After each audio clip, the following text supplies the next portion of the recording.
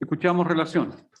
Gracias, señoría. La presente causa viene por un recurso de casación en el fondo, interpuesto por la defensa de los condenados en la causa, Daniel Gimper Corbalán y Carlos Hernán Rodrigo Villarreal. Ese es el recurso subsistente a la fecha, quienes fueron condenados por sentencia que fue dictada inicialmente en primera instancia con fecha 30 de junio del año 2017 por el ministro visitador don Miguel Vázquez y confirmada por una sentencia de segunda instancia de 8 de abril del año 2019 por la Corte de Apelaciones de Santiago, que es la recurrida. En dicha sentencia se resolvió que se condena a Daniel Gimper Corbalán a una pena de 12 años de presidio mayor en su grado medio como autor del delito de secuestro calificado consumado, recaído en las personas de Carlos Sánchez Cornejo el 17 de diciembre de 1975, de José Weibel Navarrete el 29 de marzo de 1976 y de Mariano Turiel Palomera el 15 de julio del año 1976. La misma sentencia condenó en calidad de coautor a Carlos Hernán Rodrigo Villarreal a una pena de 5 años y un día de presidio mayor en su grado mínimo, en calidad de coautor del delito de secuestro calificado de José Weibel Navarrete.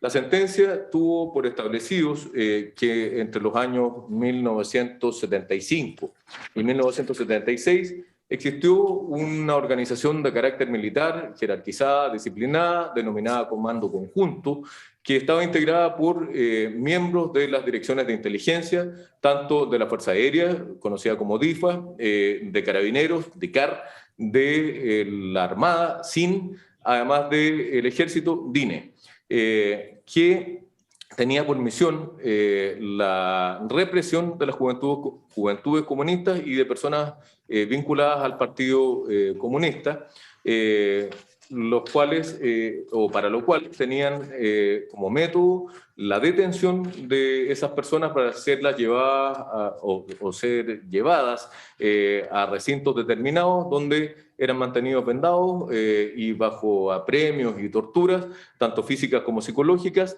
se intentaba obtener información de ellos.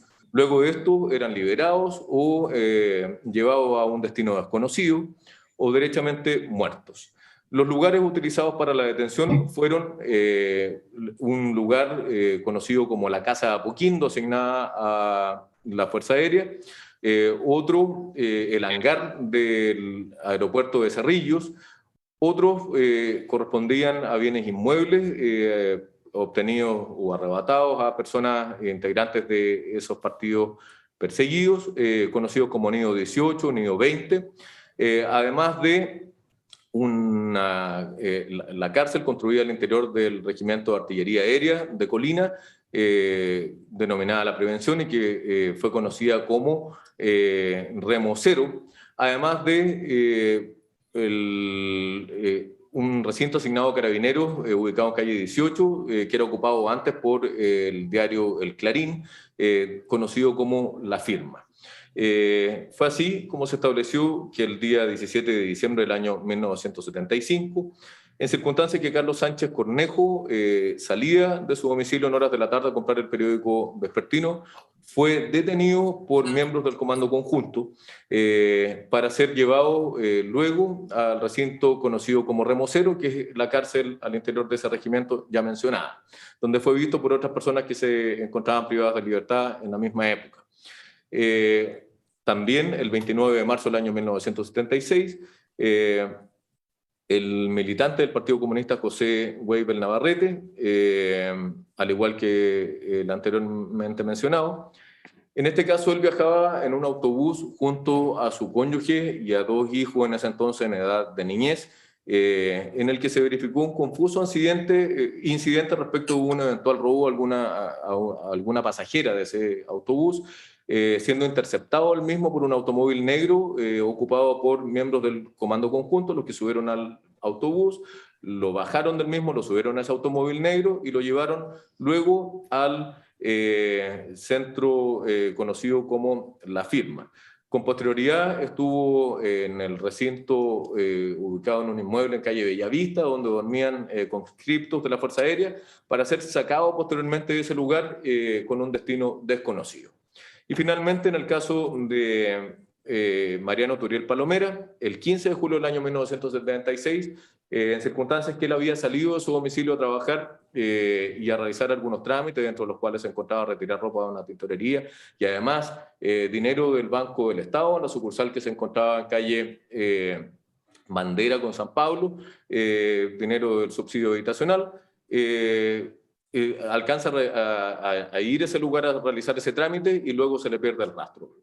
Tiempo después llega un anónimo al edificio de tribunales donde se señala que Mariano Turiel Palomera había sido detenido por miembros del Comando Conjunto y que estaba integrado en esa oportunidad el grupo que lo habría detenido por miembros de la Armada con un destino desconocido.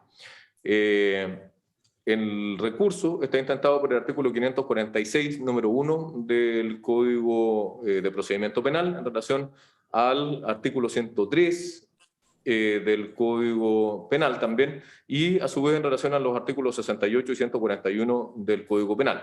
Se alega por los recurrentes la prescripción gradual o media prescripción, que estiman es procedente respecto de sus defendidos, así como el voto disidente de la sentencia confirmatoria de segunda instancia ya mencionada, y que fue rechazado en ambas sentencias, teniendo en cuenta que la institución de la prescripción no es aplicable a delitos de lesa humanidad, como lo es el delito de secuestro calificado, y además porque no sería posible contabilizar el comienzo del término de la prescripción, en el caso de la prescripción gradual, al tratarse de un delito de ejecución permanente. Por lo tanto, no tiene fecha de inicio como para comenzar a contar dicho periodo. Esos son los antecedentes, señoría. Bien. ¿Hay alguna consulta al relator? ¿Puede negar quién lo hace por el primero de los recursos?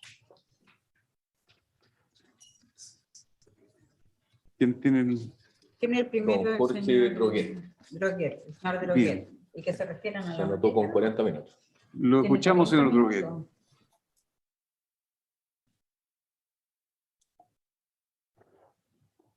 ¿No está? No, sí está, pero es que se anotó con 40 minutos, entonces, así. ¿Señor Droguet está? Sí, sí está. Está conectado, pero no se le oye. Se lo escucha. No se escucha, Ahí, señor Droguet.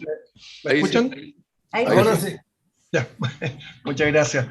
Con Bien, vuestra venia, señor Droguet, en lo posible lo rogamos controlar muy bien el tiempo, reducir. Estamos con muchas dificultades de conexión también, así que no nos confiemos en eso. Lo escuchamos. de todas maneras, señor ministro presidente, lo reduciré al menor tiempo posible.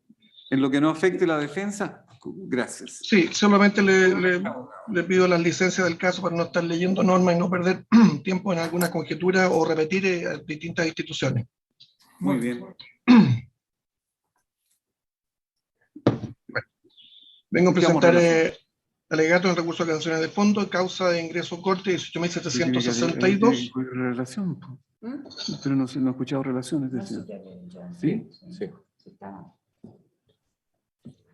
Bueno, escúcheme, continúe, por Sí, favor. no se preocupe. Fundados los siguientes antecedentes estrictamente de derecho. Lo primero es que estamos en presencia de un funcionario de la Armada, de un grupo de 10 integrantes, entre 6 y 10 integrantes que tenían servicio de inteligencia naval en esa época, que niega su participación, está de vacaciones y además desarrollaba otras actividades que era dedicarse al control del agregado naval del Perú primero y después de Argentina, en esa época del Perú. Fundo mis dichos en que han sido la infracción legal en particular, la infracción de ley, es que está infringida la sentencia recurrida, infringe el artículo 488, numeral 1, 2 de primera parte, artículo 456 bis, como muy bien señaló el señor relator, ambos del Código de Procedimiento Penal, en relación con los artículos 15, 16, 141, 294 del Código Penal, en relación al 546, numerales 1 y 7. ¿Cómo se ha producido la infracción? La sentencia de segunda instancia recurrida ha contravenido cada uno de estos artículos mencionados precedentemente al decir que confirma la sentencia apelada. En este caso, las circunstancias de que, y las disposiciones ya citadas mandan reconocer que no se encontraría acreditada la responsabilidad penal. Sobre todo, y lo más importante, ya daremos detalle de esto, es la participación culpable. Aquí no estamos hablando del tipo, ni estamos hablando del hecho luctuoso que nos ocupa, señores ministros y excelentísimos señores. Aquí estamos hablando de su participación culpable. La incorrecta ponderación de los únicos elementos probatorios e incriminatorios sostenidos en la sentencia es lo que nos permite entender que es absolutamente imposible que sea considerado como integrante del grupo que detuvo al señor José Weibel Navarrete. Mi personado, para todos los efectos legales, don Carlos Hernán Rodrigo Villarreal siempre ha negado su participación, absolutamente. Y fíjense que el cargo acusatorio está construido sobre un pilar fundamental, y esto sí es esencial. El pilar fundamental en el que se apoyan, y el que se apoya también la querella, es la declaración de don Andrés Valenzuela Morales. Solamente en ese. Los otros 7 testigos considerados para lograr la acusación y la condena en contra de mi representado son todos de circunstancias, de hecho, pero el nivel de contradicciones al nivel de absoluta entre los dichos de un mismo testigo, y que aclararemos en pocos minutos más, es lo que me permite sostener con toda certeza que el señor Rodrigo no participó en estos hechos. Señor abogado, perdón que lo interrumpa, pero señor ministro, hasta donde yo entiendo, el recurso de casación está interpuesto solamente por una causal. Por el numeral primero, en relación al 103, que es la medida de prescripción. Sí, de participación y de hecho punible, nada. Estoy claro, estoy entrando, ahora entro al artículo que nos ocupa, señor ministro. Bien, puede continuar. Gracias. Sobre el particular, gracias, ministro, en todo caso. Sobre el particular y con la infracción contenida, del artículo 546, numeral primero del Código de Procedimiento Penal, nosotros tenemos que entender varias cosas.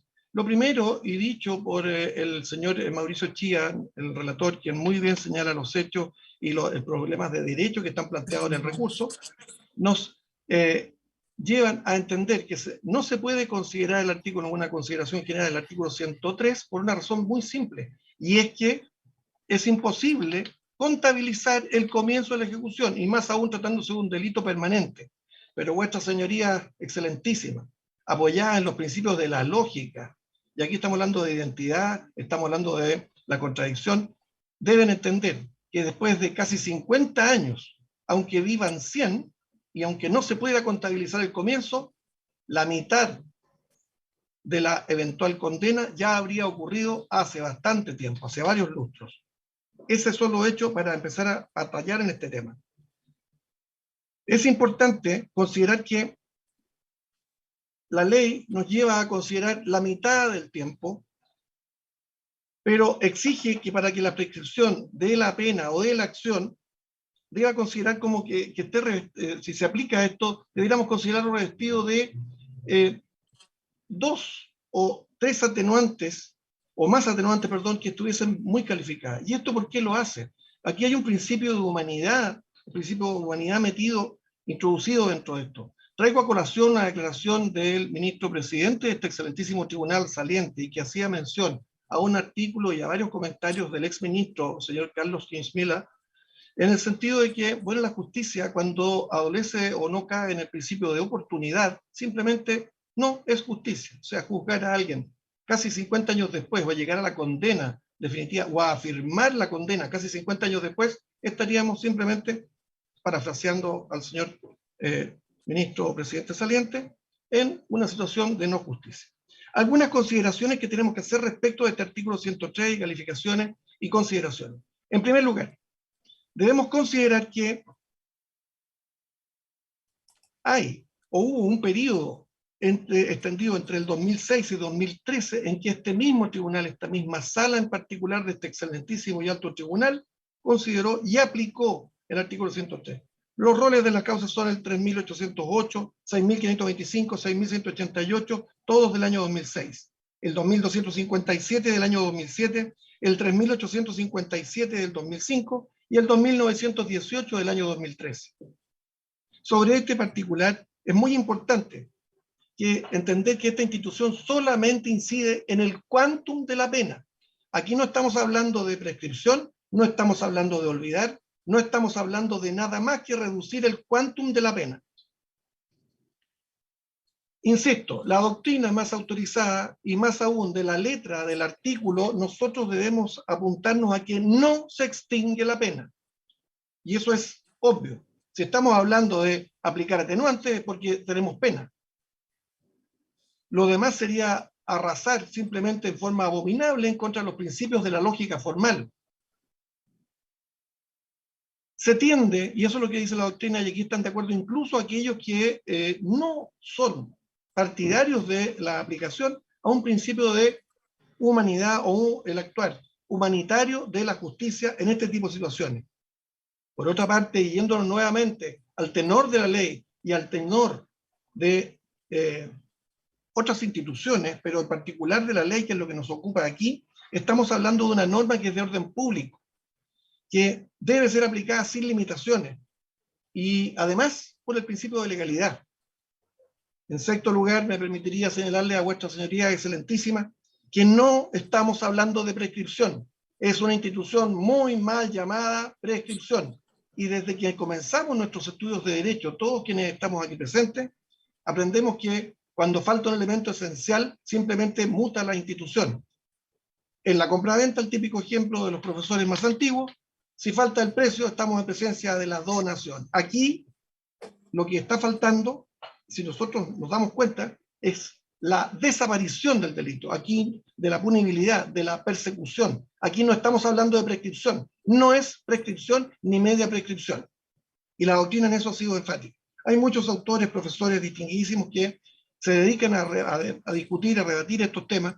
Sin embargo, para la inmensa mayoría de los delincuentes condenados y rematados en nuestro país, la aplicación de esta condena se hace sin mirar al costado ni nada, simplemente por aplicación del principio de legalidad. Insisto, y esto sí que es interesante, no es prescripción, pero tampoco es accesoria de la prescripción. Esto nada tiene que ver con la prescripción, y ya lo dijimos, de la acción ni de la pena. Esta institución se basta a sí misma y basta el tenor del artículo 103. Este es definitivamente otro efecto del paso del tiempo, y esto sí que no admite discusión, es otro efecto del paso del tiempo. Y quien quiera teñirlo de prescripción es simplemente por desconocimiento, por distracción, por liviandad en su mención o análisis. Pero definitivamente, si faltan los elementos esenciales de la prescripción, no estamos en presencia de ella, ni prescripción penal, ni civil, ni nada que se le parezca. Esto no es prescripción. Otro efecto del paso del tiempo, eso sí lo es. Si, como muy bien lo harán mis distinguidos contradictores, van a citar magistralmente algunos tratados internacionales, pero no podrán citar norma alguna de tratados internacionales en las cuales haya expresa mención a la prohibición de aplicar esta institución. Mal llamada, como hemos dicho, pésimamente mal llamada, media prescripción. Pero en materia internacional sí tenemos normas expresas, sí hay acuerdos que apuntan al buen tratamiento de la población anciana. Y es el caso que nos ocupa. Estamos en presencia de una persona que viene condenada a 5 años y un día y que ha superado con creces ya los 70 años. Si nosotros queremos simplificar el alegato, debiéramos llegar a una conclusión. Esto no es ni más ni menos que una rebaja legal de la pena. Punto. Eso es lo que es. Entonces, teñir esto de prescripción es simplemente estirar la doctrina, estirar la naturaleza jurídica de la institución. Lo que nos ocupa no es ni más ni menos, insisto, otra institución, otra forma de aplicar y de apreciar el paso del tiempo, pero definitivamente es una rebaja legal de la pena. Los autores, incluidos autores que son partidarios de no aplicar el artículo 103, consideran que, y están de acuerdo en que se trata de una institución sui generis. ¿Qué quieren que les diga? Dentro de los señores ministros hay varios que han dedicado su vida también a la docencia de la investigación. Y una cosa que sabe cualquier investigador, por básico que sea en su entrenamiento investigativo, cualquier clasificación que necesita o precisa clasificar uno de los elementos del universo que está clasificando o ordenando, como sui generis, es decir, léase, de género propio, es porque la clasificación está mal hecha. Pero si seguimos la doctrina y lo que han manifestado estos autores, que se trata de una institución sui generis, definitivamente, señorías excelentísimas, debiésemos entender que hay un absoluto contrasentido entre señalar que es una institución de género propio y después decir que es prescripción o que es accesoria de la prescripción. Eso es absurdo. Y el principio de contradicción de la lógica formal debiera llevar a vuestra señoría excelentísima a aplicar esto. Ahora, si vuestra señoría excelentísima me preguntan, ¿y cómo influye, o se preguntan, o como es de ver también dentro de la construcción de la casación, cómo influyen los dispositivos del fallo? Obviamente es que la pena sería menor. Voy a dejar de lado todas las discusiones doctrinarias por el perfecto uso del tiempo y economía procesal solicitada por el señor ministro presidente, y procederé simplemente a hacer una mención de hecho respecto de algo señalado por el señor relator. Él refiere lo señalado por el conductor. El conductor, el señor Emilio Pozo, efectivamente 3 meses después de ocurridos los hechos, él señala que fue interceptado por un Fiat 125, casualmente el auto que era del jefe del Servicio de Inteligencia de la Fuerza Aérea. 2 de sus tripulantes se bajan, suben la micro y hacen descender por fuerza al señor José Weibel Navarrete. Ese hecho es muy importante y muy bien señalado por el señor relator. Por tanto, atendido lo expuesto y lo apretado de esta exposición, las normas legales citadas, pido a sus señorías excelentísimas se sirvan, por una parte, de ser posible, declarar la absolución de mi representado. En segundo lugar, y en subsidio de lo anterior, rebajar la pena en 1, 2 o 3 grados, y en este caso, al haber dictado una sentencia que casa la de segundo, que reduce y absuelve o reduce la pena, solicito a vuestras señorías se sirvan a aplicar los beneficios contenidos en la ley 18.216. Espero haber cumplido en el recorte de tiempo, señor ministro, y les agradezco que me hayan escuchado. Muchas gracias. Don Carlos Portales. Señor presidente, ¿puedo alegar? Puede alegar. Gracias, señor presidente, y seré también muy breve en atención a lo que usted, excelentísima, solicitó al colega anterior, y además porque las argumentaciones que esperaba este profesional vertir en estrado, en cierta forma ya han sido adelantadas por el colega que me antecedió. Con la venia de la sala, usted, excelentísima, alego en representación del señor Daniel Gimper Corbalán, oficial de la Armada de Chile, en situación de retiro, obviamente, y actualmente cumpliendo pena en el penal de Punta Peuco. Solicitando respetuosamente se acoja el presente recurso de casación, se anule el fallo recurrido y se dicte la correspondiente sentencia de reemplazo en razón de las consideraciones que voy a señalar escuetamente. Autorizado para deducir el recurso las disposiciones pertinentes del Código de Procedimiento Penal y del Código de Procedimiento Civil, señaladas en el recurso que obra en poder del señor relator, deduzco para este recurso en razón de dichas disposiciones. En contra de la sentencia de fecha 8 de abril de 2019, pronunciada por la tercera sala de la Ilustrísima Corte de Apelaciones. Por sentencia de fecha 30 de junio del 2017, se dictó la sentencia de primera instancia contra mi representado, condenándolo a la pena no menor de 12 años de presidio mayor en su grado medio.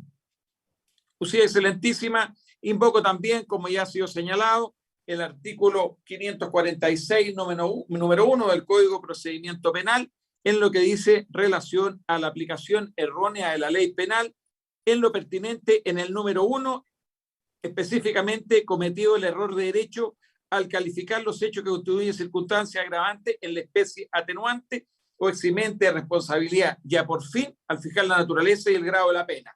Dentro de esa causal invocada, obviamente la ley violada es también el artículo 103 del Código Penal. Excelentísima, ya he señalado que hago mío en lo de fondo que alegó el colega que me precedió, de tal manera que muy brevemente reiteraré un aspecto que me parece relevante. Ya en esta excelentísima Corte hemos tenido a través del tiempo y sin lugar a dudas una jurisprudencia respecto a esta disposición legal que no podemos decir que ha sido unánime ni mucho menos. Ha tenido en un determinado sentido, en otro, ya sea la aplicación de dicha disposición o bien también hay fallos que obviamente la rechazan, tanto en votos de mayoría como en votos de minoría. En consecuencia, es indiscutible que hay una clara discusión y diferencias del más alto tribunal y opinión de los señores ministros respecto de la aplicación de esta circunstancia atenuante general, que es lo que sostiene esta defensa y que por lo demás hace suyo las argumentaciones vertidas en estrado del colega anterior, como ya lo he dicho, y también múltiples fallos en que consta dicha alegación, sobre todo en la argumentación de fondo de que ambos institutos gozan de distinta naturaleza, porque mientras la prescripción tiende a la extinción de la responsabilidad penal y a la no aplicación de ninguna sanción, la media prescripción, como se denomina este artículo 103 en doctrina, no tiende a la extinción de la responsabilidad penal, la cual obviamente subsiste, sino que a una aminoración de la pena. De ahí que la consideremos esta defensa y los tratadistas, autores y jurisprudencia que van en este sentido como una circunstancia atenuante de carácter general. El colega que me ha precedido también ha citado numerosos fallos de esta excelentísima Corte en que han argumentado a favor de dicha institución. Yo en estrado y en los días anteriores también he citado algunos, no los voy a leer nuevamente, sino que solamente lo señalo, rol de ingreso a esta excelentísima Corte, 514-09 de 10 de agosto de 2010, que tiene 3 considerando 11, 16 y 17 muy clarificadores al respecto para que usted excelentísima lo tengan a bien. Finalmente, el 17, solamente quiero decir muy brevemente, señor presidente, son 3 líneas que leo, que se viene concluyendo la prescripción gradual de acuerdo a su naturaleza, es de aquellas instituciones cuyo efecto incide en la responsabilidad punitiva, disminuyendo la pena, sin que por consiguiente su aplicación se vea afectada por la normativa internacional. Lo digo esto, lo considero importante en atención a que no me cabe duda que mis contradictores se asilarán en estas disposiciones de carácter internacional para negar la aplicación de esta institución. Pero al respecto, y voy a ser breve, como ya lo he señalado, señor presidente, ¿qué es lo que dice el fallo al respecto para negar la aplicación de esta circunstancia atenuante? Señala concretamente la razón por la cual lo niega. Dice así muy brevemente, considerando 68º, al tratarse de la especie de delito de secuestro calificado, agrega, por ser delito de lesa humanidad, que por expresa disposición normativa tiene el carácter de imprescriptible. 2 brevemente argumentaciones. La primera de ellas señala expresa disposición normativa, sin mencionar cuál es la disposición normativa. Y obviamente, señor presidente y usted excelentísima, no puede mencionarla, porque no existe tratado internacional alguno que niegue la aplicación de la institución de la prescripción. Entonces, aquí al bulto disparo solamente por expresa disposición normativa. ¿Cuál? En el aire.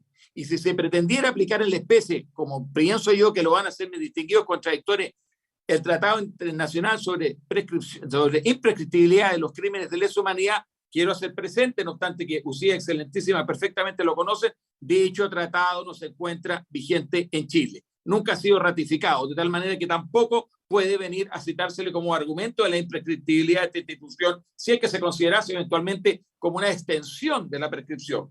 Y el segundo argumento por el cual se rechaza, usted excelentísima, es porque constituyeron un delito de lesa humanidad. Aquí, lamentablemente, y muy brevemente, también me voy a tener que referir a argumentaciones que usted excelentísima ya me han escuchado, pero yo, como abogado y profesor de Derecho Penal, durante decenas de años en 2 prestigiosas universidades de este país, señor presidente, no puedo dejar de pasar una situación como esta. ¿Dónde queda el principio de reserva de legalidad? Pero si los delitos de lesa humanidad no tienen existencia legal ante la dictación de la ley 20.357 de junio del 2009, de tal manera ¿Cómo vamos a aplicar y a considerar estos delitos como de lesa humanidad en circunstancias que los delitos de lesa humanidad no existen? No existen, lo digo con mucho respeto, antes de la dictación de la ley 20.357 de junio del 2009. Si así no lo consideramos, Usía Excelentísima, ¿qué es lo que estamos haciendo? Vulnerando gravemente la piedra fundamental del derecho penal, que es el principio de reserva o legalidad, consagrado en la Constitución Política de la República, artículo 19, número 3, inciso 7. Y no olvidemos que en Chile rige todavía, gracias a Dios, el principio de supremacía constitucional. El Código Penal, artículo 18. ¿Qué nos dice el artículo 18? Ningún delito se castigará con otra pena que la que le señala una ley promulgada con anterioridad a la perpetración. Es decir, no solamente por razones de texto, sino que por razones de doctrina y en el fondo por principios fundamentales del derecho penal mundial, principio de reserva o legalidad. No podemos aplicar instituciones que no existían, los delitos de lesa humanidad, a hechos ocurridos 50 años antes, es decir, aplicarla con efecto retroactivo. De tal manera que yo me niego, y lo digo con mucha honestidad profesional, a considerar estos hechos como delitos de lesa humanidad, cualquiera sea la argumentación que se diga, porque no existe argumentación más importante en nuestro derecho que el principio de reserva o legalidad. El día que ese principio se soslaye, hasta ahí nomás llegó nuestro sistema penal. Y finalmente, señor presidente, Usía Excelentísima, en virtud de las facultades de oficio que tiene esta excelentísima Corte, no obstante que no está en mi recurso, no es posible que el fallo en cuestión, el fallo recurrido, haya desechado la aplicación de la circunstancia atenuante en artículo 11, número 6 del Código Penal, es decir, la irreprochable conducta anterior. Pero porque aquí lo grave, señor presidente, ¿qué es lo que es? Que sencillamente el juez de primera instancia y la fallo de segunda que confirma entran a legislar al respecto y a introducir elementos que no están en la ley. En efecto, si me permite brevemente, ¿qué es lo que ha dicho el fallo recurrido respecto a esta institución? Rechaza esta circunstancia atenuante en razón de que dice que no es suficiente que se encuentre exento de anotaciones prontuariales el extracto de filiación, que por lo demás, y lo sabe perfectamente Usía Excelentísima, en más de 150 años de vigencia de nuestro Código Penal, 150 años, la jurisprudencia ha sido unánime en que la irreprochable conducta anterior se prueba con el extracto de filiación exento de anotaciones prontuariales.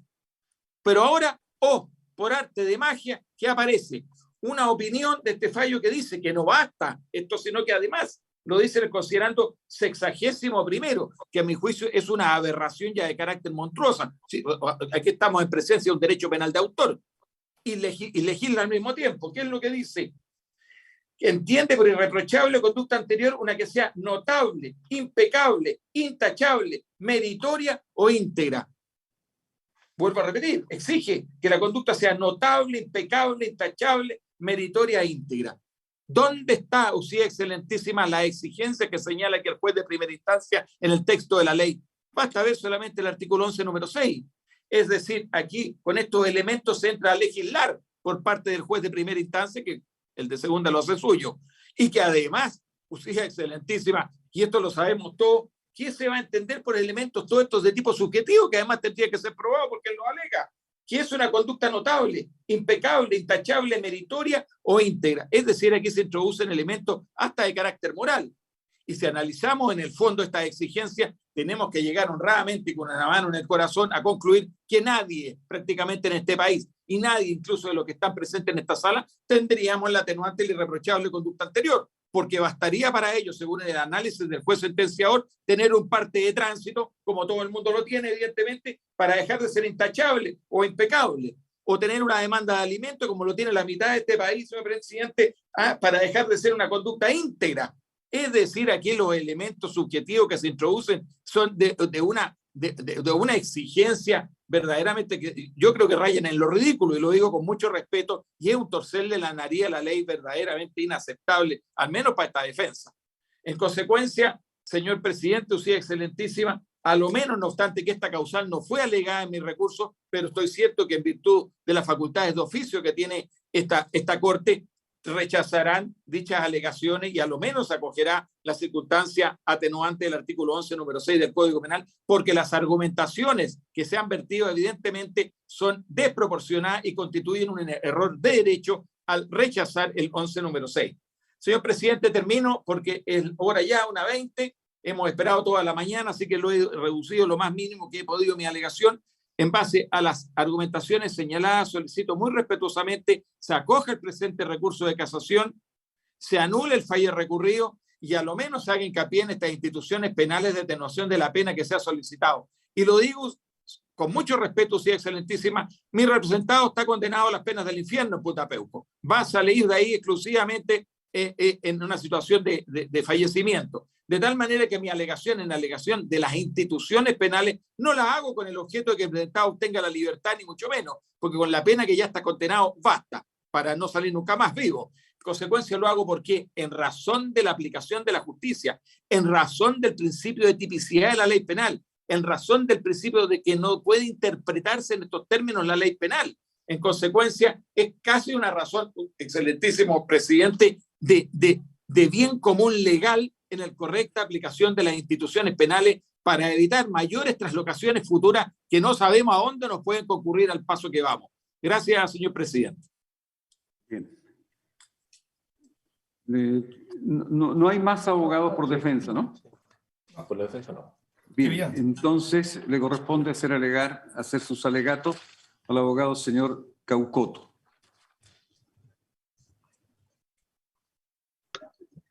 Con la venia de su señoría excelentísima, alego en contra de los recursos de casación y a favor de los patrocinados Francisco Hernán Ortiz Valladares, José Santos Rocha Álvarez y Carlos Sánchez Cornejo.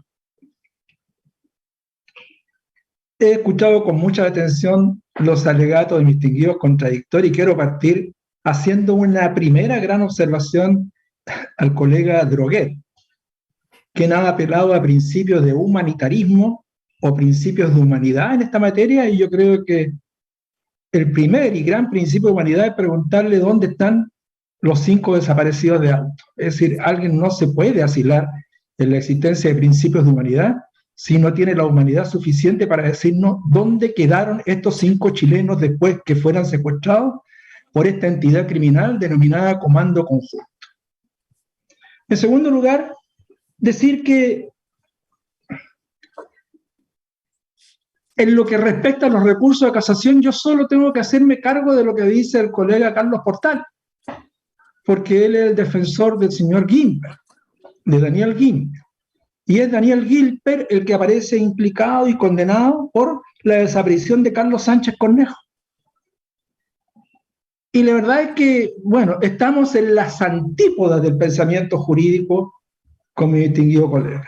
O sea, desconocer el derecho internacional de la forma como se desconoce, desconocer la evolución de este derecho, desconocer la existencia de los delitos de lesa humanidad. A mí me parece ya que es un despropósito o una mala lectura del derecho internacional. Yo recordaba en un alegato anterior que sería bueno que se revisaran, por ejemplo, la resolución 2391 del 2 de noviembre del 68 de la Asamblea General de las Naciones Unidas. Año 68. Que se revisara la que prosigue el 69, el 70, 71, el 72 y 73. Chile suscribe en el marco de la Asamblea General de las Naciones Unidas esta declaración de los principios de cooperación internacional para la identificación, detención, extradición y castigo de los culpables de crímenes de guerra y de lesa humanidad. Es decir, ya desde el año 68, en el marco de nuestras relaciones mundiales, Chile reconoce los delitos de lesa humanidad, y cómo no reconocerlo a partir, ¿verdad?, también de otra declaración de la misma Asamblea General de Naciones Unidas, del 11 de diciembre de 1946, que le da el carácter de principio de jus cogens a los principios que emanan de la sentencia del Tribunal de Nuremberg. O sea, no es posible desconocer aquello porque es ostensible, porque es manifiesto. El derecho internacional no solo está construido sobre la base de tratados o convenciones, está construido también sobre la base de principios generales del derecho internacional. Está construido también a través de las sentencias, de las resoluciones, de los tribunales internacionales. Está construido también a través del derecho consuetudinario y a través de los principios del jus cogens, normas proclamadas universalmente que nadie puede desoír, que nadie puede derogar, y que están vigentes y que nos sirven a todos, y son el refugio precisamente para luchar contra esta forma de impunidad que es el 103 del Código Penal. Y yo diría que aquí hay que ser muy claro. Uno de los colegas mencionaba que desde el año 2006 al 2009 se aplicó alguna vez el 103 como un atenuante de responsabilidad, pero eso ya pasó a la historia. Estamos en otra historia, estamos en el 2022, en que este máximo tribunal aplica de manera unánime, reiterada y muy consolidada el rechazo de la norma del 103, porque ha señalado que hay que acudir al derecho internacional por tratarse de crímenes de lesa humanidad, y porque incluso desde el punto de vista normativo, el artículo 103 nos remite al 65 y siguientes del Código Penal, y que son normas de carácter facultativo, son normas que dan atribución a los jueces para resolver respecto a la aplicación de esta atenuante, si se baja o no se baja la pena. Es una atribución de los jueces, es parte del patrimonio exclusivo de los magistrados, y eso, en la medida que no es obligatorio, no puede ser motivo de un ataque por intermedio de un recurso de casación en el fondo, de manera que está equivocada la FIA y el instrumento para los efectos de hacer valer sus principios. Yo simplemente, como cuestión de contexto, porque también voy a cortar mi alegato tribunal excelentísimo para que aleguen los colegas que faltan, voy a decir que estos 5 desaparecidos, unos pertenecían al Partido Comunista, que son mis patrocinados, Sánchez, Ortiz y Rocha, fueron detenidos el año 75, llevados a Remo Cero, y de Remo Cero no se sabe más. Solo podríamos presumir que en un avión o en un helicóptero Puma lo lanzaron al mar, o los inhumaron clandestinamente en los terrenos de Peldehue, no sabemos hasta el día de hoy. Los otros 2, el señor Baibe y el señor Turiel Palomera, son miembros de las Juventudes Comunistas. A ellos les afectó el año 76 y ellos desaparecen desde el recinto de La Firma, desde el recinto, ¿verdad?, de la calle 18, ex diario El Clarín. Es un mismo ataque a una misma institución, pero segregado en el tiempo. En un momento se dedicaron al Partido Comunista sector adulto, que son mis patrocinados, y en otra parte se dedicaron al sector juvenil, que son las 2 víctimas del año 76. Y quiero decir algo, porque esto no se ha dicho. Esta es obra de una institución, de una organización, no son obras ni del señor Gimper simplemente, del señor Rodrigo, no. Son muchas personas que participan en estos crímenes. Hay muchos también que ya se murieron. En este proceso se murieron, ¿quién? El señor Freddy Ruiz Bunger, que era el director de orquesta, digamos, el director de este comando conjunto por parte de la Fuerza Aérea. Luis César Palma Ramírez muerto, Jorge Cobo Manríquez muerto, Benedicto Quiroz Reyes muerto, pero también han muerto los familiares. Entonces quedamos con esta tremenda herida abierta, sangrante hasta el día de hoy, y no tenemos respuesta. Eso es un llamado a la humanidad. Díganos dónde están, díganle a estos familiares dónde dejaron sus restos. ¿Y qué quiero decir además? Que estas víctimas por las cuales yo acudo a este tribunal excelente, que tienen una prueba irrefutable. Aquí no me van a poder decir que el comando no intervino, que se construyó sobre la base de presunción y un hecho, y de ese hecho se desprenden participaciones o la existencia del delito. Mis víctimas, Sánchez, Ortiz, ¿verdad?, y Rocha, Álvarez, dejaron declaraciones en el lugar del secuestro, cuando estuvieron en Remo Cero, cuando estuvieron en el recinto Remo Cero allá en Colina. Oiga, estos agentes le tomaron declaraciones en cautiverio, esas declaraciones constan en este expediente, es en la huella digital del comando conjunto. Jamás se van a poder desprender de la responsabilidad y la culpabilidad respecto de su desaparición. Si los secuestrados hablaron, si este es un caso, probablemente uno de los únicos casos dentro de los crímenes cometidos por el comando donde dejaron su huella digital impresa. Ahí están las declaraciones de todos mis representados. Quisiera decir que si uno necesitara otra prueba, podría decir hasta el general Contreras, el jefe de la otra institución criminal que fue la DINA, también señala aquí, a Foja 3964, qué pasó con estas víctimas, que fueron, dice, víctimas del comando conjunto, todos fueron privados de libertad por ello, y todos ellos fueron lanzados al mar, dice Contreras. Entonces, bueno, yéndonos concretamente para terminar, tribunal, excelentísimo, este recurso de casación debe ser rechazado porque, siendo bien aplicada la causal, no corresponde, porque el 103 es una norma que conlleva la impunidad y es una norma que choca contra el derecho internacional. Recientemente una declaración de la propia Comisión Interamericana de Derechos Humanos que es obligatoria para Chile también en términos de no aplicar nunca más el 103. Entonces, si alguien dice, ay, pero me van a nombrar un tratado con fecha, no. Es toda la creación, ¿verdad?, universal que existe en materia de derecho internacional la que conlleva al hecho de sostener que no hay, ¿verdad?, una lucha verdadera contra la impunidad si se aceptan estos instrumentos que transforman en benignas penas, ¿verdad?, que debieran ser proporcionales a la gravedad de los delitos que se cometieron. Así que pido que se rechacen estos recursos de casación y se deje la sentencia tal cual está, tribunal excelentísimo. Eso es todo cuanto puedo alegar por hoy. Me corresponde alegar al abogado señor Pavés, don Hugo Pavés.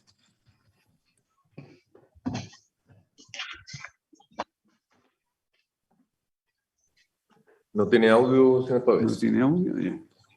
Está con audio, si es que puede hablar.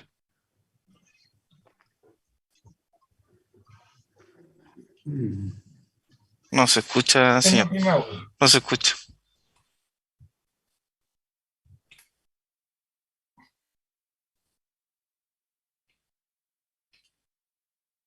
No se escucha, señor. Está activado el audio en Zoom, pero no se escucha. Tiene que activarlo él.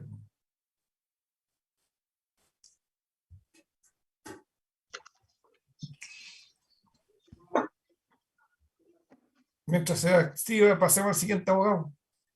Claro. Que alegue primero, Bien. entonces, Doña Magdalena. la señora Magdalena Garcés.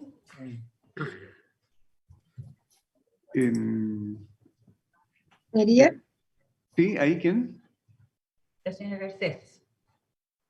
¿Le parece en este momento alegar, señora Garcés? Sí, claro, por supuesto. Bien, la escuchamos. Buenas tardes.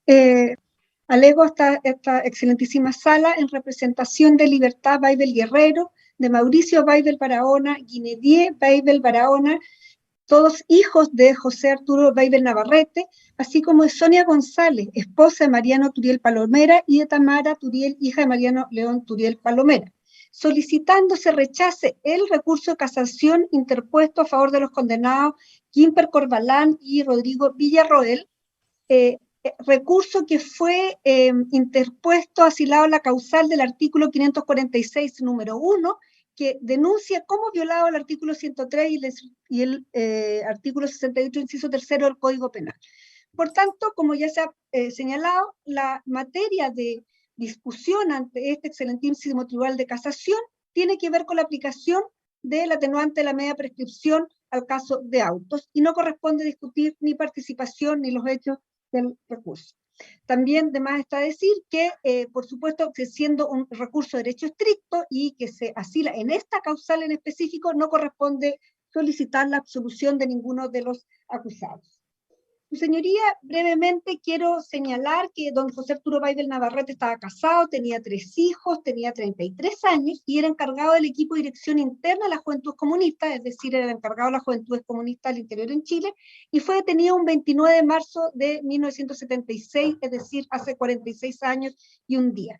Mariano Turiel Palomera, casado, era ingeniero hidráulico, tenía una hija, tenía 30 años y es miembro del Comité Central de las Juventudes Comunistas. Y quisiera solo muy brevemente hacer mención que en un día de hoy, 30 de marzo del año 1985, fueron encontrados muertos 3 profesionales comunistas, uno de ellos Manuel Guerrero, tío de mi representada Libertad, y don José Manuel Parada Maluenda, trabajador de la Vicaría de la Solidaridad, y bueno, Santiago Natino también era la tercera persona fallecida, mi colega Nelson Caucoto los conoció personalmente, pero quiero decir respecto a don José Manuel Parada, que él fue asesinado justamente por investigar los hechos relacionados al Comando Conjunta, como fue establecido, por cuanto recién el año 84, con las declaraciones de Andrés Morales Valenzuela, con las declaraciones del agente conocido como Papudo, la Vicaría de la Solidaridad conoció la existencia de este Comando Conjunto. Hasta esa fecha siempre se pensaba que todas las desapariciones correspondían a la DINA. Y a raíz de estas declaraciones se empieza a investigar el Comando Conjunto, e incluso empiezan a tomar nuevamente declaración a quienes eran sobrevivientes del año 76 para conocer este comando. Y justamente las víctimas también fueron llevadas a la firma, lugar del cual son hechos de desaparecer las víctimas de autos, Mariano Turiel y José Baidel Navarrete.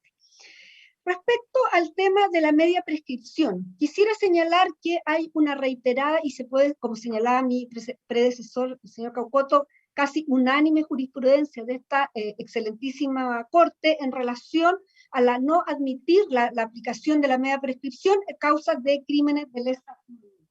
Voy a tratar de acortar mi alegato porque los argumentos creo que se repiten, pero quiero citar solamente el fallo 13.877-2019, de fecha 24 de diciembre de 2021, que fue un fallo donde se acogió un recurso de casación y se acogió justamente, se acogió la causal del 546 número 1, por cuanto la Corte de Apelaciones respectiva había aplicado la media prescripción. Y justamente se consideró violado el artículo 103 por haber acogido la aplicación de esta minorante en una causa de considerada de crimen de lesa humanidad.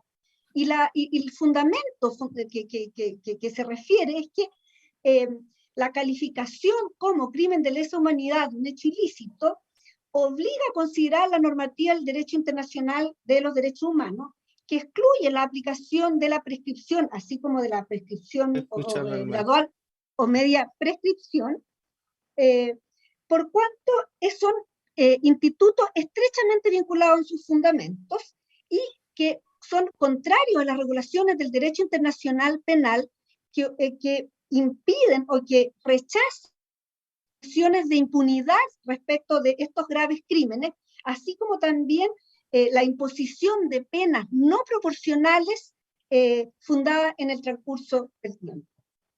En estos autos, además, hemos acompañado el informe de fondo 7221, al cual hacía referencia mi colega Caucoto, en el caso Arturo Vega González y otros, en el cual se analiza por parte de la Comisión Interamericana de Derechos Humanos la aplicación de la prescripción gradual en 14 casos aproximadamente entre los años 2007 y 2012.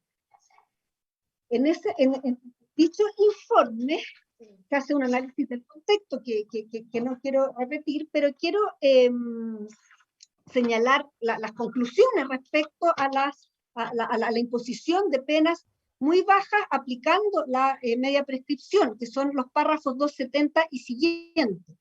Y dice que los delitos cometidos contra las víctimas constituyen crímenes de lesa humanidad y como tal resultan imprescriptibles, que los autores no pueden ser beneficiados con medidas que permitan imponer una sanción que es desproporcionadamente leve o inadecuada a la gravedad de los delitos cometidos. Es decir, también hace referencia a la falta de proporcionalidad que también hace referencia el fallo de esta excelentísima Corte recién citado. Por otra parte, en ese caso ante la Comisión Interamericana, durante la tramitación, el Estado de Chile reconoció responsabilidad internacional por la aplicación de la media prescripción en esos casos, y señala expresamente el Estado de Chile que la aplicación de la media prescripción afectó el principio de proporcionalidad de la pena, y que las sentencias dictadas por la Corte Suprema no se ajustaron al estándar de racionalidad y proporcionalidad que debe conducir la conducta del Estado en el desempeño de su poder punitivo en relación a los crímenes de lesa humanidad. La Comisión además señala expresamente que la disminución progresiva de la sanción penal de crímenes de lesa humanidad por el solo paso del tiempo resulta incompatible con la obligación de sancionar adecuadamente a los responsables de las más graves violaciones a los derechos humanos. Que la media prescripción es una figura que no resulta idónea para garantizar la seguridad jurídica, no toma en cuenta la gravedad de los delitos de lesa humanidad y sus múltiples efectos, así como la necesidad de evitar su repetición. Tampoco contribuye de manera alguna a establecer la verdad y el esclarecimiento de lo ocurrido, y no toma en cuenta el efecto desproporcionado que tiene esta disminución de las penas en los derechos de las víctimas y sus familiares. Por tanto, hace también referencia a la Corte Interamericana de Derechos Humanos, que ha analizado 2 casos relacionados con Chile, y que dice que el Estado debe mantener vigente en el tiempo su poder punitivo para sancionar conductas de esta gravedad. Y además, dice, acentúa la gravedad que reviste una figura como la media prescripción respecto de crímenes de lesa humanidad, y la Comisión expresa constancia de que en cuanto le parece sumamente problemático que sea la propia inactividad del Estado para investigar e individualizar a los responsables de tan graves delitos que sea el factor determinante para la disminución de la pena.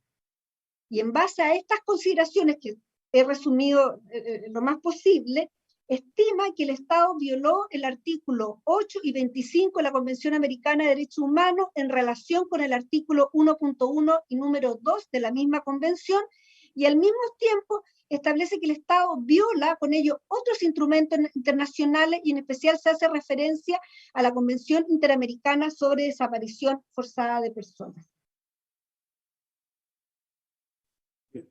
Su señoría, entendiendo la necesidad la necesidad de la hora y de acortar los alegatos, quiero dejar aquí hasta aquí mis alegaciones, solo hacer presente que respecto a la aplicación de la ley 20.357, que tipifica los crímenes de lesa humanidad en Chile, esto ha sido ya resuelto por la excelentísima Corte Suprema, especialmente en el caso por desaparición de Cecilia Bojanic y Flavio Yersun, en el cual se señala que esta ley constituye el cumplimiento de la obligación del Estado de Chile de tipificar los delitos de lesa humanidad, y que en caso alguno puede entenderse que la ausencia de esta tipificación en la normativa interna pudiese desconocer la existencia de los crímenes de lesa humanidad con anterioridad, así como había reconocido la Corte en su jurisprudencia. E incluso se hace una referencia a la historia de la ley, en el cual al momento de ser presentada el subsecretario creo que era del Interior en esa época, hace referencia a que expresamente se pretende que la dictación de esta ley no intervenga en del juzgamiento de delitos de grave violación de derechos humanos cometidas con anterioridad, ya sea ni a favor ni en contra de las víctimas o de los agentes.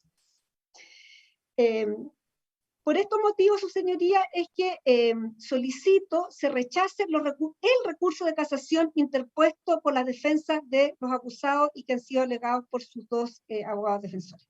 Muchas gracias, señor presidente. Muy bien. Señor Pavés no ha alegado todavía. ¿O se retiró? No, está ahí. No, ¿Se sí solucionó está, el problema del señor Pavés, Alejandro, o no? Parece que no, ¿no? Me estoy contactando con él, llevo 10 minutos para poder explicarle, pero no hay caso Bueno, para que se escuche su voz por aquí por el Zoom. ¿No te contesta el celular tampoco? Sí, estuve hablando con él, señoría, 10 minutos. Que alegue por celular, con la pura voz que sea. Si quiere lo puedo llamar y que le ponga un Claro. altavoz en el micrófono de la sala, si es que desea. Claro. Ya, lo voy a llamar entonces a su teléfono. Llámelo para eso. Sí. Ya.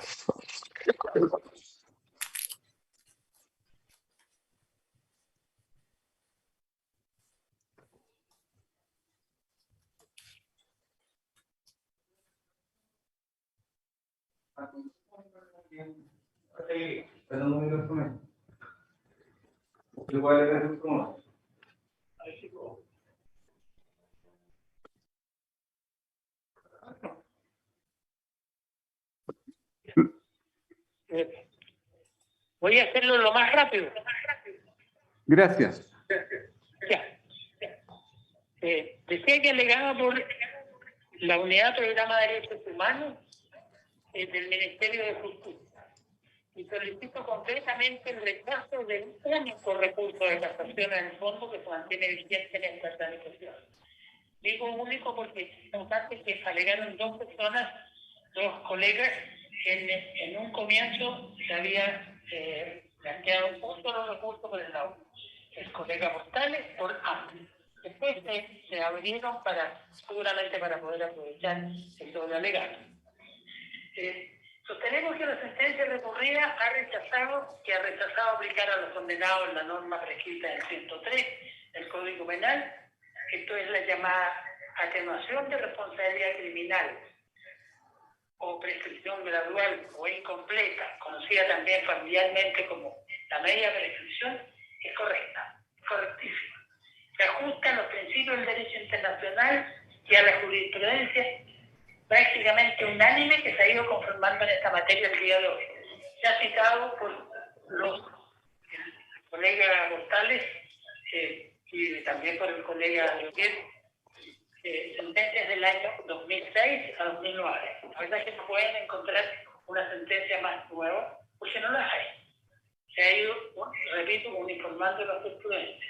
Nos parece casi inútil, casi innecesario alegar, porque esta sala, la confirmación de esta sala del tribunal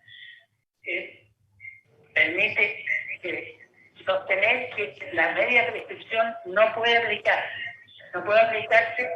a los 5 militantes de las juventudes comunistas que participaron en este juicio, porque sus crímenes, los secuestros calificados cometidos en el juicio de ellos, son delitos de lesa humanidad y su imputabilidad, juzgamiento y condena son siempre procedentes, cualquiera que sea la época en que se hubieran cometido, como lo reconoce expresamente considerando sexual sentencia.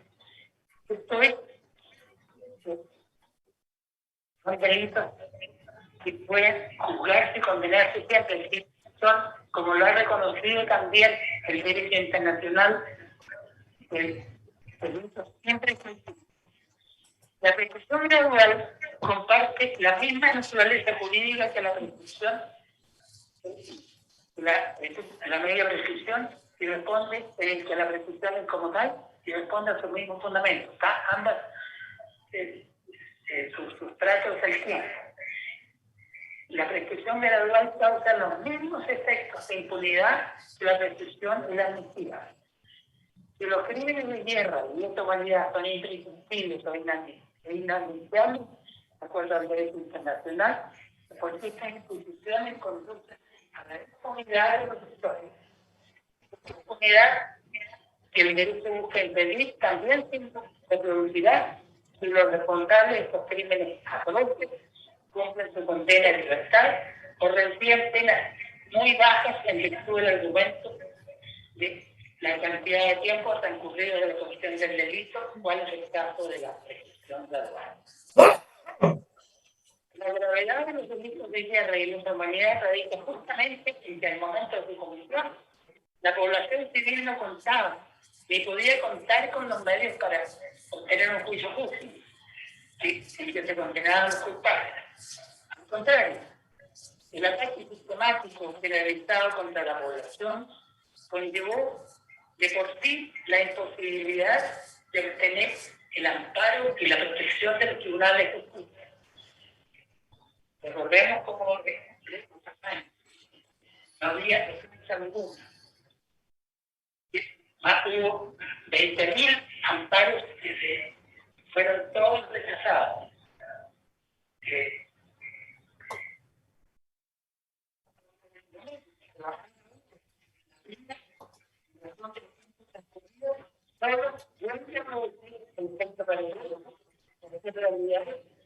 Las tiraciones de impunidad del sector.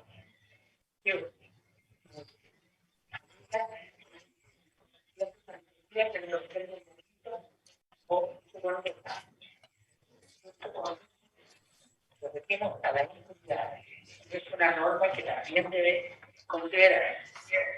Estas normas conforman los llamados principios del COFI. Esto es, se trata de normas obligatorias, reclamadas por la humanidad toda, justamente por la atrocidad de los hechos que se cometieron, porque fueron persecuciones sistemáticas, generalizadas, incluso en algunos casos llegando a constituirse en genocidio, y que son vinculantes para todo el Estado del mundo. Solo pueden ser derogadas por muchas normas del mismo carácter, para que sean vinculantes. Lo que hacían aliados los dos colegas de los pacientes, que una norma expresa actualmente. No es necesaria por los principios de derecho del 5, porque son normas tan que están inmersas en la conciencia de toda la humanidad entera, que es imposible desconocerlas. Ahora, puedo decir que no es justo que el delito sea personal.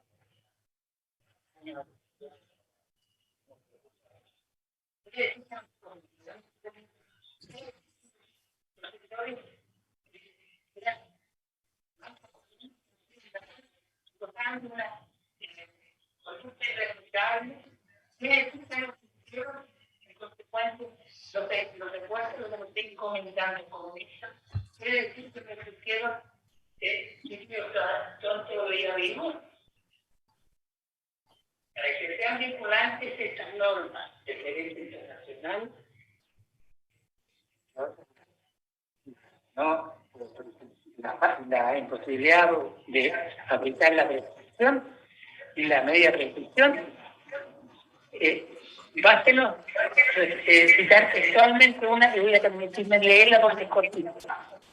Esta es la resolución de las Naciones Unidas que dice textualmente: los crímenes de guerra de lesa humanidad son dirigidas que sea la fecha que se hayan cometido, quedando objeto de una investigación y las personas que pruebas de culpabilidad en la comisión de tales crímenes serán buscadas, detenidas e enjuiciadas y en caso de ser declaradas fallas, castigadas.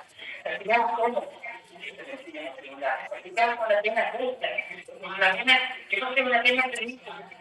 No nos vengan a hablar aquí de justicia en la medida de lo posible. No se puede existir. La justicia que corresponde a mi caso.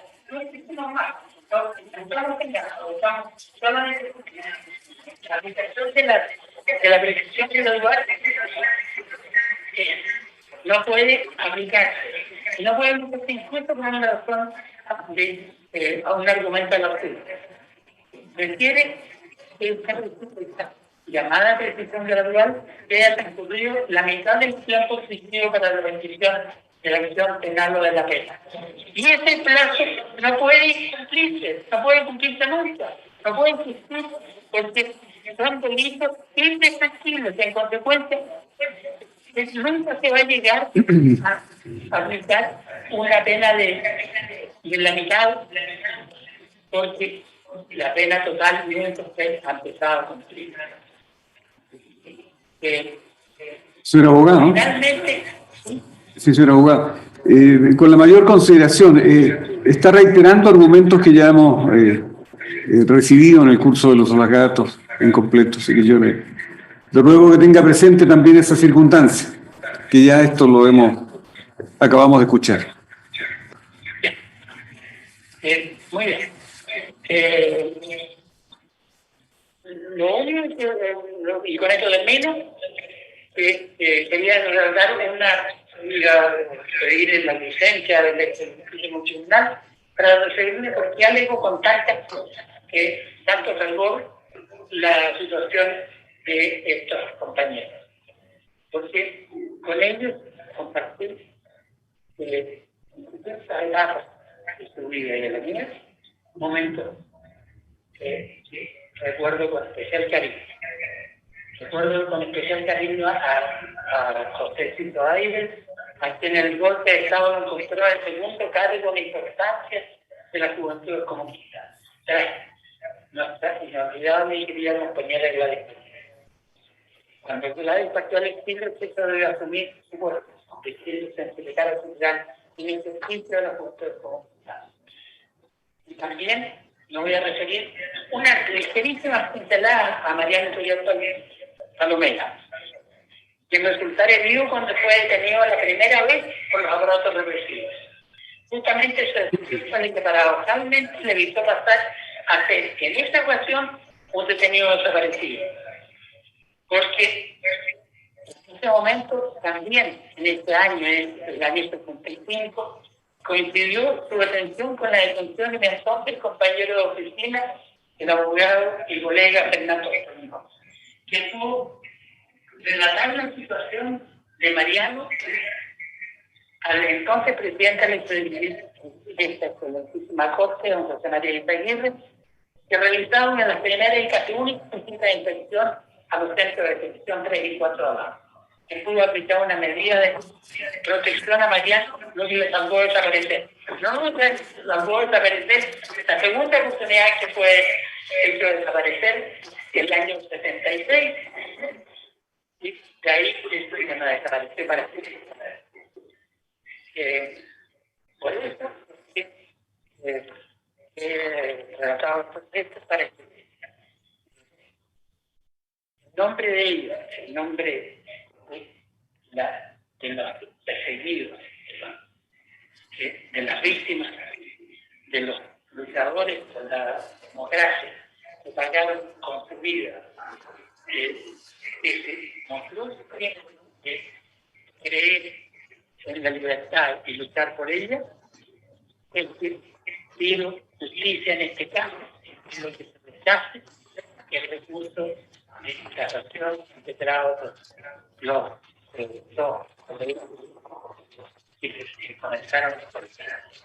Muchas gracias. Terminada la vista del recurso. Muchas gracias. Hasta luego. Hasta luego. Gracias. Hasta luego, muchas gracias. Muchas gracias. Que estén todos muy bien. Igualmente.